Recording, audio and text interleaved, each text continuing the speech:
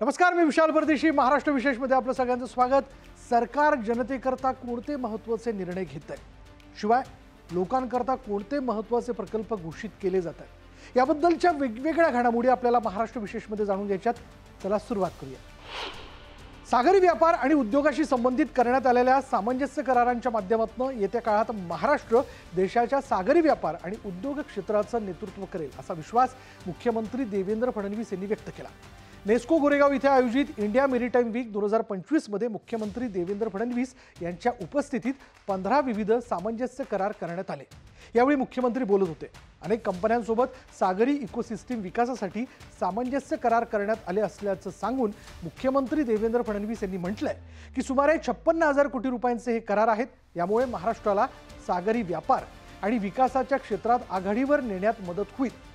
बंदर, वाहतूक, उद्योग आणि व्यवसाय या क्षेत्रातील सुविधा जागतिक दर्जाच्या बनतील. प्राकृतिक कृषी संमेलन 2025 राजभवन इथे मुख्यमंत्री फडणवीस आणि राज्यपाल आचार्य देवव्रत यांच्या उपस्थितीत पार पडलं. शेती नफ्याची करण्याकरता उत्पादन खर्च कमी करून उत्पादकता वाढवणं आवश्यक असून त्यासाठी नैसर्गिक शेती महत्त्वाची असल्याचं मुख्यमंत्री फडणवीस यांनी म्हटलंय. 2014 पासून राज्यात 14 लाख हेक्टर क्षेत्र नैसर्गिक शेतीखाली आलं असून 25 लाख हेक्टरपर्यंत वाढवण्याचा निर्णय घेण्यात आला. नैसर्गिक शेती ही शाश्वत विकासाची दिशा असून गोधन संवर्धन आणि शेतीचा समन्वय पुन्हा प्रस्थापित करण्याची गरज असल्याचं त्यांनी अधोरेखित केलं. उत्पादन खर्च आहे तो आपल्याला कमी कसा करता येईल, उत्पादकता कशी वाढवता येईल, म्हणजे एकीकडे खर्च कमी होईल आणि उत्पादकता वाढल्यामुळे जे काही आंतरराष्ट्रीय बाजारपेठेने ठरवलेले भाव आहेत त्या भावातही शेतीमध्ये मोठ्या प्रमाणात नफा मिळेल. नागपूरमध्ये मुख्यमंत्री फडणवीसांच्या हस्ते महाज्योतीच्या प्रशासकीय इमारत आणि प्रशिक्षण संस्थेच्या इमारतीचं भूमिपूजन करण्यात आलं.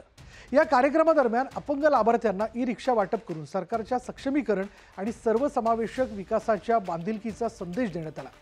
राज्य सरकार दिव्यांग नागरिकांना आत्मनिर्भर बनवण्याकरता विविध योजनांची प्रभावी अंमलबजावणी करत आहे. महाज्योती संस्थेच्या माध्यमातून समाजातील दुर्बल घटकांना शिक्षण, कौशल्य प्रशिक्षण आणि रोजगाराच्या संधी उपलब्ध करून देण्याचा शासनाचा उद्देश असल्याचं फडणवीसांनी सांगितलं. मुंबई क्लायमेट वीक ही जागतिक स्तरावरील परिषद पुढच्या वर्षी फेब्रुवारीमध्ये मुंबईत होणार असल्याची घोषणा मुख्यमंत्री देवेंद्र फडणवीस यांनी केली. विकसनशील देशांमधील वातावरणीय बदल, अन्न आणि ऊर्जा टंचाईच्या पार्श्वभूमीवर हा उपक्रम अत्यंत महत्त्वाचा ठरणार असून विकास आणि पर्यावरणीय कृती यांच्यात संतुलन साधण्यासाठी तो प्रभावी भूमिका बजावेल, असा विश्वास मुख्यमंत्री देवेंद्र फडणवीस यांनी यावेळी व्यक्त केला. राज्यात अतिवृष्टीमुळे झालेल्या नुकसानीसाठी जवळपास 32,000 कोटी रुपयांचं पॅकेज जाहीर करण्यात आलेलं आहे. यात आत्तापर्यंत 8,000 कोटी रुपयांचं अर्थसहाय्य वितरित करण्यात आलं असून याचा लाभ 40 लाख शेतकऱ्यांना होतोय. आणखी 11,000 कोटी रुपये वितरित करण्यास मंत्रिमंडळ बैठकीत विशेष बाब म्हणून मान्यता देण्यात आल्याचं मुख्यमंत्री देवेंद्र फडणवीस यांनी सांगितलं. ही मदत पुढच्या 15 दिवसात शेतकऱ्यांच्या खात्यावर जमा करण्याचं नियोजन करण्यात आलं. आळंदी इथे उपमुख्यमंत्री एकनाथ शिंदे यांच्या हस्ते इंद्रायणी नदी प्रदूषण मुक्ती प्रकल्पासह विविध विकास कामांचं भूमिपूजन करण्यात आलं. शिंदे यांनी इंद्रायणी नदी शुद्धीकरण हे श्रद्धा आणि पर्यावरण संवर्धनाचं कार्य असल्याचं यावेळी म्हटलं. शासन वारकऱ्यांच्या हितासाठी वारीसाठी अनुदान, वारकरी विमा आणि वारकरी भवन उभारणीसारखे निर्णय राबवत असल्याची माहिती शिंदेने दिली.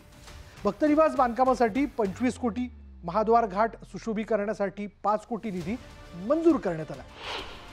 पद्मश्री लोकशाहीर कृष्णराव साबळे यांच्या स्मारकाच्या कोनशिलाचं अनावरण वाई तालुक्यातील पसरणी इथे उपमुख्यमंत्री अजित पवार यांच्या हस्ते झाले. लोकशाहीर कृष्णराव साबळे यांनी स्वातंत्र्य चळवळ तसंच गोवा आणि संयुक्त महाराष्ट्र चळवळींमध्ये पोवाड्यांद्वारे जनजागृती केली होती.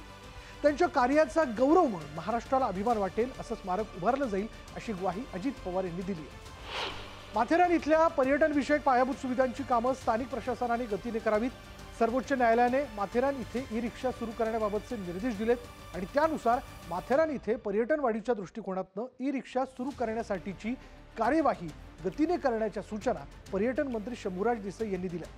सह्याद्री अतिगृह इथे माथेरान इथल्या पर्यटन विषयक पायाभूत सुविधा आणि माथेरानमधील स्थानिक समस्यांबाबत आयोजित आढावा बैठकीत पर्यटन मंत्री शंभूराज देसाई बोलत होते. आज महाराष्ट्र विशेषमध्ये इतकंच. पहा फक्त न्यूज 18 लोकमत.